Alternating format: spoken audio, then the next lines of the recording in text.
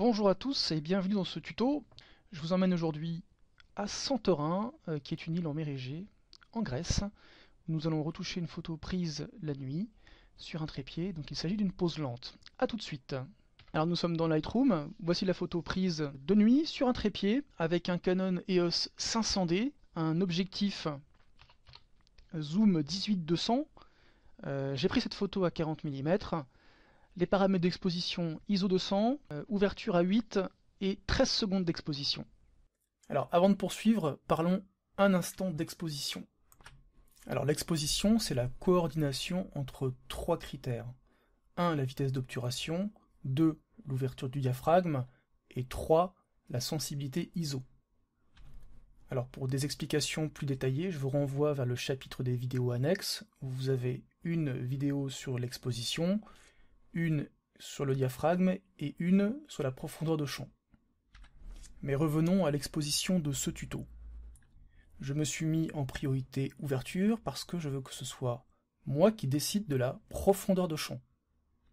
Et dans ce mode, le boîtier lui se charge de calculer la vitesse d'obturation. On aurait pu faire cette photo également en mode manuel, mais il aurait fallu régler l'ouverture et la vitesse. Alors, pourquoi est-ce que j'ai mis l'ouverture à f8? Eh bien, f8, ça me permet d'avoir une bonne profondeur de champ. Et c'est en général ce genre d'ouverture que l'on utilise pour faire du paysage. Ensuite, la sensibilité ISO. En général, on essaye d'avoir une sensibilité la plus basse possible, parce que plus la sensibilité est basse, moins le capteur est sensible à la lumière, mais également plus il délivre une photo nette. Plus on augmente la valeur des ISO, plus vient s'introduire du bruit numérique, sorte de petits grains que l'on peut trouver disgracieux. Le souci ici, c'est qu'il fait très noir et que je ne voulais pas avoir un temps de pause supérieur à 15 secondes. C'est la raison pour laquelle j'ai choisi une sensibilité à 200. Je serais éventuellement monté jusqu'à 400 voire 800. Alors au-delà, on dégrade fortement la photo. En fait, ici, le sujet est fortement lumineux, donc c'est la raison pour laquelle je n'ai pas été obligé de monter trop haut dans les ISO.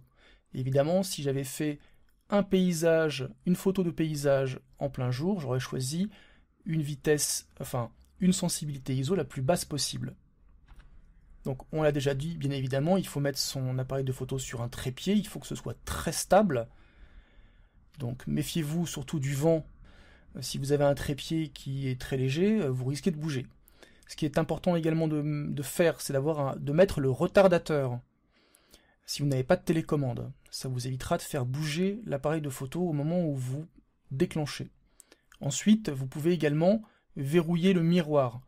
Ça vous permet de diminuer les vibrations du boîtier. Donc concrètement, comment ça se passe? Eh bien, vous appuyez sur le déclencheur, le miroir se lève, les 2 secondes du retardateur ou plus se déclenchent et la photo est prise. Vous pouvez également vous mettre en mode live view quand vous prenez la photo, et là, le miroir est déjà levé, donc il n'est pas nécessaire de le verrouiller si vous êtes en live view. Ensuite, je vous conseille fortement d'utiliser le format de fichier RAW, qui est un format de fichier brut. Il est plus gros, plus important, ça prend plus de place, mais vous avez beaucoup plus d'informations, il est non destructif, et on peut par la suite changer la balance des blancs comme on le souhaite. Donc dans la balance des blancs, je vous conseille, en tout cas pour ce genre de photo, de vous mettre sur tungstène, parce que il y a énormément d'ampoules sur cette photo. Maintenant, peu importe la balance des blancs, avec le format RAW, on peut faire ce que l'on veut en post-production. Ensuite, je vous conseille de désactiver le stabilisateur de l'objectif et également de désactiver l'autofocus. Vous faites la mise au point et une fois que la mise au point est faite, vous mettez tout ça sur off. Donc voilà pour les quelques explications et on se retrouve dans le tuto. On a une photo intéressante, pleine de lumière. Bon, il fait très nuit, donc c'est très noir autour. En revanche, ce qui ne me plaît pas sur cette photo, c'est qu'on a ici toute une bande de terrain sans habitation. Donc le but, c'est déjà de redonner de la couleur, de la luminosité à la photo dans Lightroom, pour arriver à une photo comme ceci, pour ensuite aller dans Photoshop et combler cette portion de terrain avec de la matière. Je vais commencer par recadrer ma photo légèrement. Je vais descendre jusqu'au menu de correction de l'objectif, activer le profil de correction, supprimer l'aberration chromatique. Je remonte sur les paramètres de base et je vais baisser les hautes lumières et augmenter les ombres. Je vais laisser les hautes lumières un peu plus fortes quand même parce que ça rend la photo un petit peu trop terne, je trouve. Je fais mon point blanc, j'appuie sur Alt, je clique, je pars à droite, je reviens un peu en arrière, mon point noir, et je clique. Je vais augmenter un petit peu mon exposition. Je vais rajouter un peu de clarté. Et je vais modifier la température de couleur pour avoir quelque chose de légèrement plus chaleureux.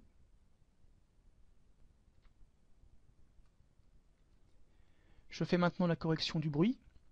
C'est une pause lente, donc forcément on a du bruit sur la photo.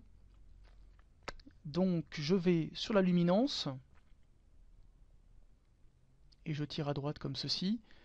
Il y a pas mal de bruit de couleur, donc je vais également augmenter le bruit de couleur pour faire disparaître tous ces petits points de couleur que je vois. Et je vais renforcer la netteté parce que la luminance ça a tendance à lisser les pixels, enfin ça lisse les pixels. La netteté, je vais effectuer dessus un masquage, simplement pour que la netteté n'affecte pas les zones en noir. Ça a pour but en fait essentiellement d'accentuer la netteté sur les contours. Je vais maintenant ouvrir la photo dans Photoshop. Je fais un clic droit, modifier dans Photoshop. Je vais créer un calque de niveau. Et avec les tons moyens, les pousser légèrement à droite pour foncer un tout petit peu la photo pour que le noir de la nuit soit un petit peu plus noir. Ensuite, je crée un nouveau calque. Je sélectionne l'outil tampon avec une opacité de 100%. Je coche aligner échantillon et je laisse tous les calques. Et maintenant, je vais agrandir un petit peu ma brosse et je vais copier une partie de cet espace sur cet espace en faisant en sorte que ça se voit le moins possible. Alors je vais prendre à partir d'ici à peu près. Donc j'appuie sur Alt et je clique pour copier ma zone. Et je vais me mettre ici et je vais peindre sur les contours.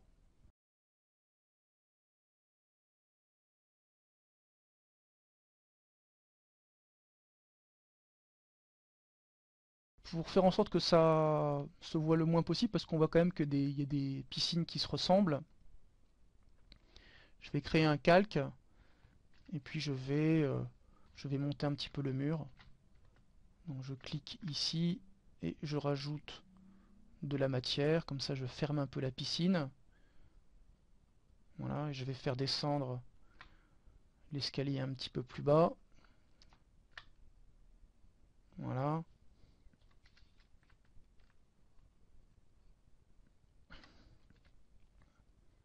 Allez.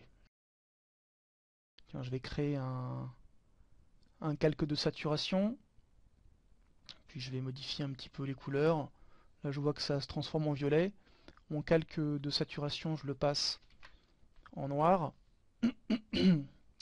CTRL Supr. Non. Je dois d'abord mettre le noir ici en arrière-plan.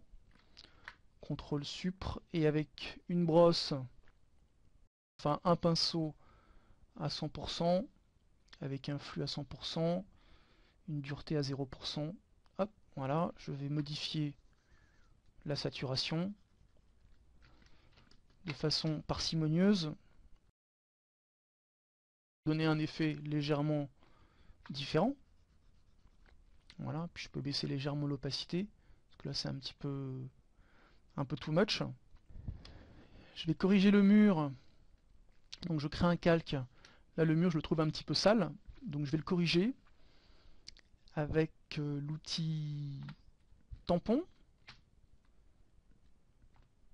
Alors je vais décliquer aligner échantillon, pour que ce soit toujours la même zone qui soit copiée. Je copie et je passe comme ceci,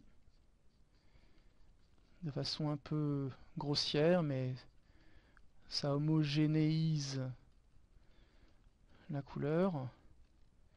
Hop, voilà, comme ça. Je crée un nouveau calque, je prends l'outil correcteur, je clique pour copier et je repasse dessus, ça va me lisser tout ça.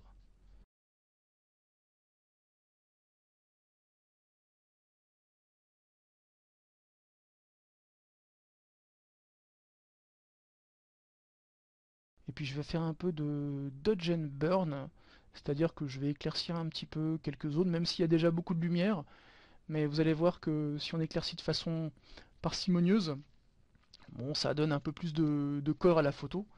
Alors je remplis ce calque en faisant Alt F5, je mets 50% de gris, je valide, je mets ce calque en mode incrustation, donc il n'existe pas en fait, il ne se voit pas, pardon, il existe bien sûr, et je vais avec le pinceau et le blanc, avec une opacité à 50%,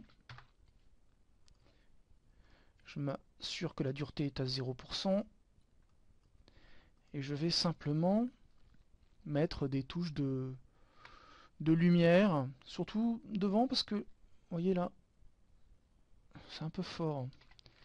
Je reviens en arrière, je vais baisser le flux, voilà. Non, ça va pas, je vais faire ça à la souris parce qu'avec le stylo j'ai du mal. Voilà, et vous voyez, j'éclaircis des zones comme ça, je monte un peu le flux. Ni vu ni connu.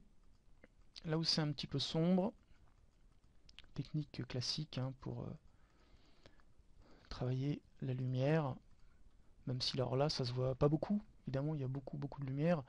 Si j'efface et que, enfin si je vous montre ce que ça fait avant et après, bon ça change légèrement la photo. Et maintenant j'ai bien envie de supprimer cette petite chose au fond qui est en fait le bout de l'île. Et c'est parti, j'ai fait ça avec l'outil correcteur.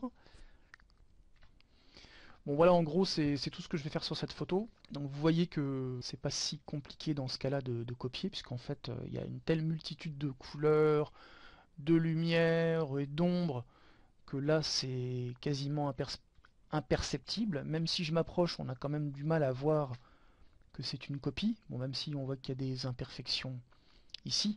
Alors ça mériterait d'être peut-être légèrement repris avec un calque que je remplis en noir, autant pour moi, CTRL Z, je prends le pinceau avec la couleur noire et voilà, je pourrais effacer légèrement les bords comme ça pour que les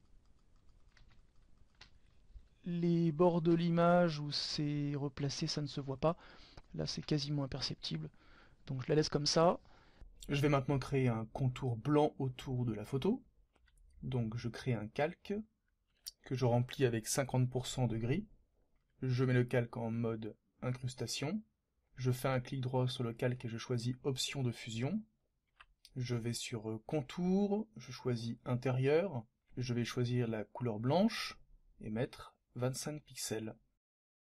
Et je valide. Je quitte maintenant Photoshop. Alors Photoshop va faire une sauvegarde au formatif. Et je choisis de garder tous les calques dans la sauvegarde.